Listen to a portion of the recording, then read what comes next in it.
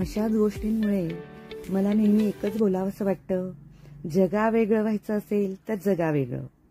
श्री हरिहर ओम श्री सांब सदाशिव नमस्तू शुभम भवतु. सर्वांना माझा प्रेमपूर्व नमस्कार.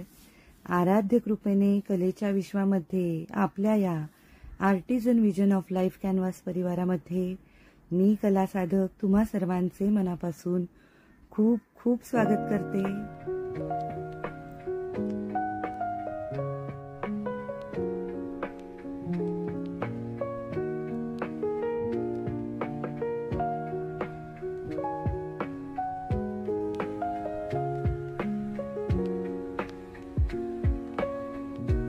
आता गणपतीची तयारी करतोय आपण आणि त्यांच्या स्वागतासाठी आपल्याला रांगोळी तर हवीच.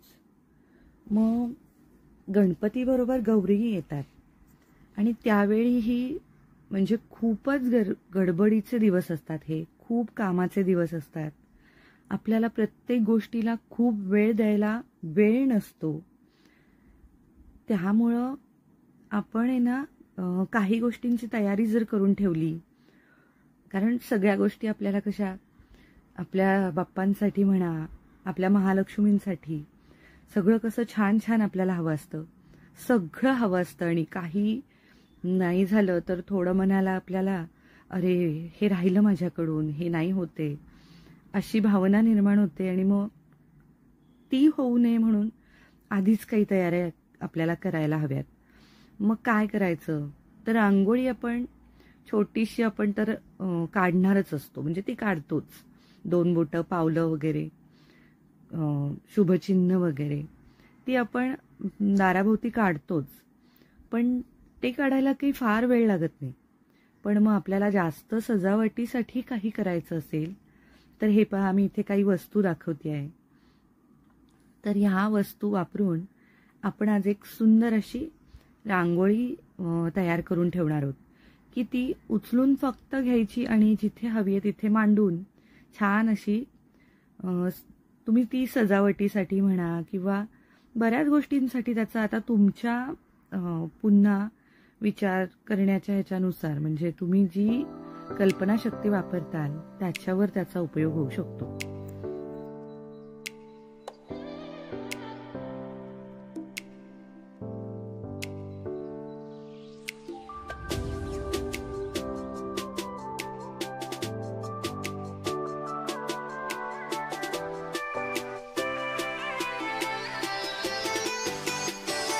इथे मी तुम्हाला बऱ्याच वस्तू दाखवल्या आणि हे जे मी इथे हातात घेतलं आहे ना, हे आहे MDFचं बोर्ड.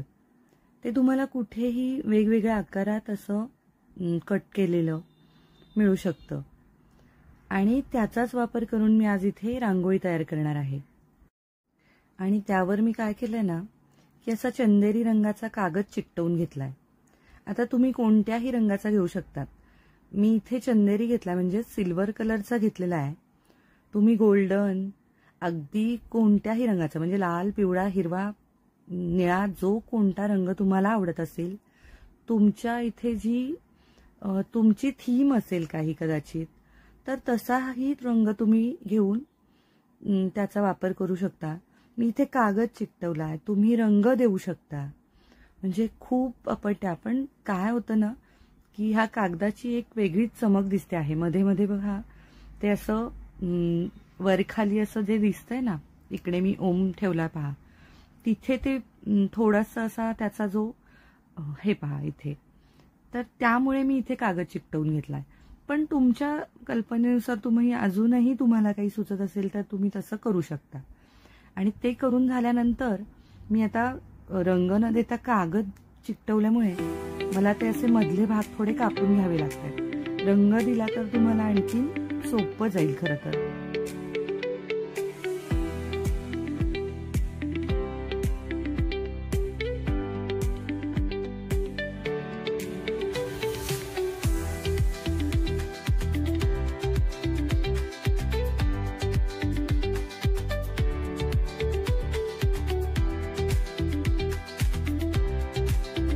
आता इथे पहा, मी हे जे आकार घेतलेले आहेत ना रांगोळीसाठी, यासाठी मी असा विचार केला आहे की हे आपल्याला गणपती समोर किंवा गौरायांच्या समोर आपल्याला ह्या रांगोळी म्हणून ठेवायचे.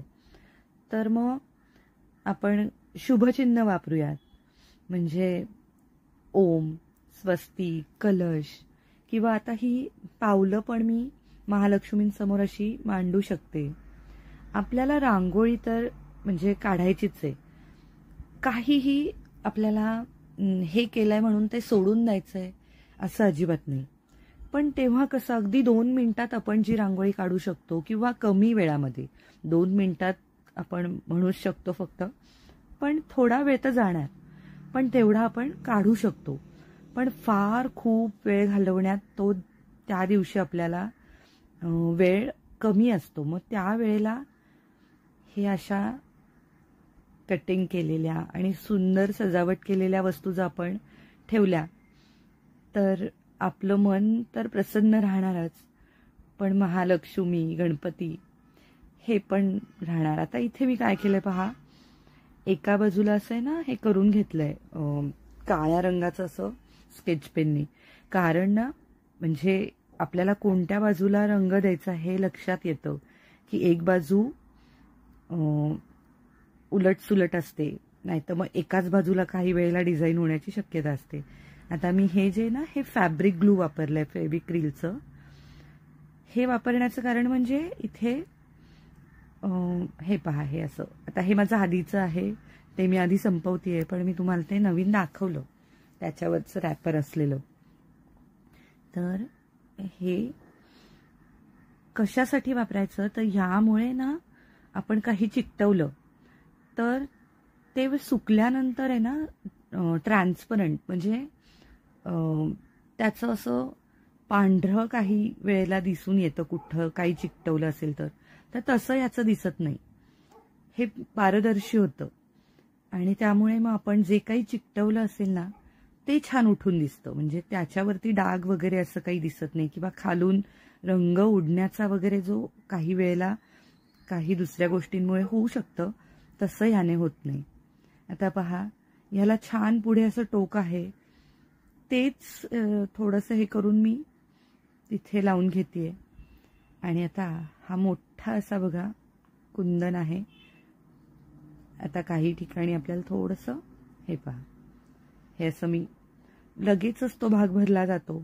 मोठा आकार आहे तिथे मोठा असा पिवळ्या रंगाचं हे करून घेतलंय. आणि ही जी आहे ही बॉल चेन आहे. आता ही तुम्ही जशा आकारात वळवाल तशी ती वळते. त्यामुळे तुम्हाला बॉर्डरसाठी, म्हणजे कोणत्याही याला जर तुम्हाला बॉर्डर करायची असेल ना तर ही अत्यंत सुरेख दिसते आणि छान असं त्याला एक आकार उठून दिसतो.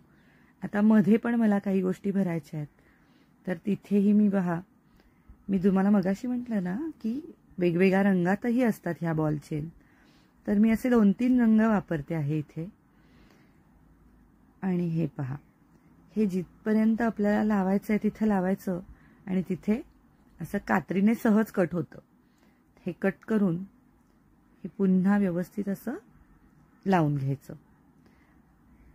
आता इथे मी हे 2-3 रंगाचे लावले पहा.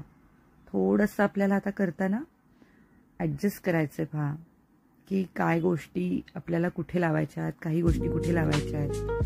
मग थोडासा विचार करावा लागतो. आणि हे पहा,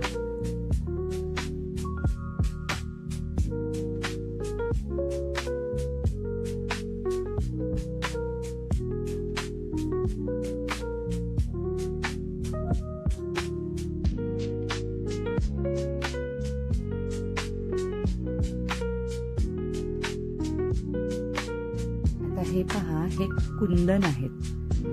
आता ह्या बॉल चेन झाल्यानंतर मी हे लहान आकाराचे जे कुंदन आहेत ना हे त्या बाजूने असे छान चिकटवून घेते. फार सुरेख दिसतं हे. आणि थोडंसं आकाराकडे लक्ष द्यायचं की आपल्याला तो आकार व्यवस्थित आला पाहिजे. हे पहा, असं हळूहळू हळू एक एक एक एक आपण चिकटवत जाऊ शकतो. याचे टूल्सही येतात, पण मी आता हे इथे तुम्हाला आता पटपट पटपट हे करून दाखवते. आता मला ह्याची सवय झाली आहे. तुम्हाला जर आवश्यकता वाटत असेल तर तुम्ही त्याचे टूल्स आणून वगैरे करू शकता. पण आपण जर एखादा त्याचा बिझनेस करणार असू किंवा काय तर त्या गोष्टी लागू शकतात. पण मला नाही वाटत की आपण अगदी 1-2 गोष्टींसाठी फार आपल्याला त्या हव्यात. आता इथे पहा, आकारही वेगवेगळे येतात ह्या कुंदनमध्ये. म्हणजे हे पहा, मला असं वाटतंय की हे इथे आता अगदी तेच सगळे कुंदन फिरवण्यापेक्षा थोडा वेगळ्या आकाराचे, थोडासा वेगळा काहीतरी विचार करावा असं वाटलं. त्यामुळे मी इथे असे हे मध्यम आकाराचे थोडा वेगळा रंगसुद्धा त्यामध्ये वापरून मी असा तो आकार देते आहे. आणि वरती जी बोटं आहेत ना, त्यासाठी पण पुन्हा थोडासा मोठा आकार असा, कारण अंगठ्याचा आकार थोडासा पुन्हा बाकी बोटांपेक्षा मोठा आहे. तेव्हा मी इथे हा पहा, इथे लावून पाहतीये की हां, आणि मला वाटतंय की तो छान दिसेल. त्यामुळे मी इथे असं ते लावून आता तिथे पण मी काय करतेय, छोटेसे पिवळ्या रंगाचे कुंदन लावून घेतेय. कारण लक्ष्मी माता म्हणजे जिच्या पायातच लक्ष्मी आहे आपण असं म्हणतो. आणि लक्ष्मी मातेलाच हा मान आहे पायामध्ये सोनं घालण्याचा. तेव्हा अंगठ्यातही अगदी तिच्या सोनं आहे असं मला वाटलं, म्हणून मी तिथे असे सोनेरी रंगाचे कुंदन लावून घेतले. आणि आता बाकीच्या बोटांनाही अंगठ्यापेक्षा थोडा लहान आकार असा मध्यम आकार जो आपण खाली वापरला ना, तोच मी वरती वापरते आहे. आणि तिथेही वेगवेगळे रंग वापरलेत. कारण जेवढे वेगळे रंग वापरून आपण रांगोळीमध्ये, खूप असे नाहीत, पण जेवढी कलरफुल रांगोळी असेल ना तेवढी ती छान दिसते.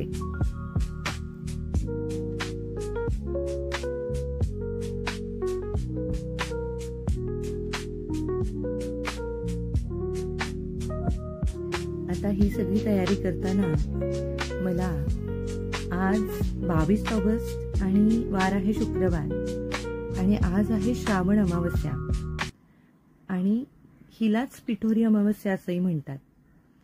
आणि ती आज 22 ऑगस्टला 11:57 सुरू होऊन उद्या म्हणजे 23 ऑगस्टला 11:37 संपणार आहे. पण याचं एवढंच महत्त्व आहे का? तर नाही.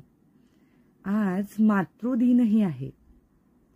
आणि याची आठवण करण्यासाठी मला असं वाटलं की आपण पुन्हा एकदा याविषयी बोलायला हवं. कारण बोलता बोलता श्रावण संपून पुढील 1-2-3 दिवसातच भाद्रपद महिना सुरू होईल. पण आपल्याकडे प्रत्येक महिना, प्रत्येक दिवस हा विशेष असतो. मग ती पौर्णिमा असो की अमावस्या. आता पहा, आपण मागे श्रावण अमावस्येचं महत्त्व पाहिलं. त्या दिवशी दीपपूजन केलं. त्यानंतर श्रावणातील पौर्णिमा म्हणजे नारळी पौर्णिमा, तीही झाली. श्रावणी शुक्रवार. आता श्रावणी शुक्रवार म्हणजे आपण काय केलं, मुलांसाठी उपवास धरतात. त्या दिवशी आपण पूजा करतो. तर हे सगळं आपण केलंय. तर त्यात तो दिवस लागून आज आता मातृदिनही आलाय. तर हेच आहे की श्रावण अमावस्या म्हणजेच पिठोरी अमावस्या, आणि याच दिवसाला आपण आपल्या हिंदू संस्कृतीमध्ये मातृदिन म्हणतो. आता पहा, मदर्स डे, फादर्स डे आपण साजरे करतो, आणि नवीन चांगल्या गोष्टी आत्मसात करायला तसंही काही हरकत नाही बरं का. पण त्याबरोबर आपल्या संस्कृतीमध्ये असणारा मातृदिवस सुद्धा आपण साजरा करायलाच हवा. त्याची आठवण ठेवायलाच हवी. त्याची माहिती आपल्या मुलांना, पुढच्या पिढीला द्यायलाच हवी. आणि ही जबाबदारी सर्वस्वी आपली म्हणजे मोठ्यांची आहे. कारण आपण या पुढच्या पिढीला घडवायचे आहे. हे कार्य आपण करतो आहे. त्यामुळे हे आपण त्यांना सांगायला हवं की बाळा, आज मातृदिन आहे आणि आपण मोठे आहोत. आपण मोठेपणाने आपल्या मुलांना आशीर्वाद द्यायला हवेत. कारण यालाच तर मातृत्व म्हणतात. मुलांना आपल्या पंखांची उब देऊन त्यांना उंच गगनभरारी घेण्यासाठी त्यांच्या पंखांमध्ये ते बळ निर्माण करण्याची ताकद ही फक्त मातृत्वामध्ये असते. तेव्हा आज मी माझ्या मुलांसह आपल्या परिवारातील सर्वच मुलांना व मातांनाही खूप खूप शुभेच्छा देते. सर्वांना यश, कीर्ती व उदंड आयुष्य, दीर्घायुष्य लाभो अशी मी प्रार्थना करते.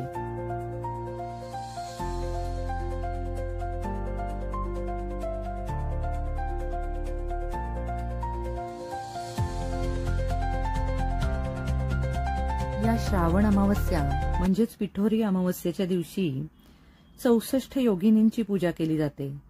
संध्याकाळी तांदळाच्या राशींवर 64 सुपाऱ्या मांडून योगिनींना आवाहन केलं जातं. ह्या योगिनी म्हणजे आहेत तरी कोण? ह्या देवीच्या सहाय्यक शक्ती मानल्या जातात. ह्या 64 योगिनी म्हणजेच उपजीविकेसाठी उपयुक्त असलेल्या 64 कला होत. मध्ये मुलांना आपण औक्षण करतो. संध्याकाळी आपण जे घरातील पक्वान्न केलेले असतात त्या मातेने डोक्यावर घ्यायचे असतात आणि ते घेतल्यानंतर अतिथी कोण आहे असा प्रश्न विचारायचा असतो आणि मुलांनी ते मागच्या बाजूने काढून घ्यायचं असतं. अशा काही आपल्या माता आणि मुलांना प्रेमाने जवळ आणणाऱ्या ह्या प्रथा आहेत. ह्या स्त्रीला स्वतःच्या सामर्थ्याची जाणीव करून देतात. यामध्ये मुलांना औक्षण केलं जातं. आजकाल आता ह्या अशा पूजा थोड्या कालबाह्यच झाल्या आहेत, पण तरीही त्यांची आठवण आपण ठेवायला हवी.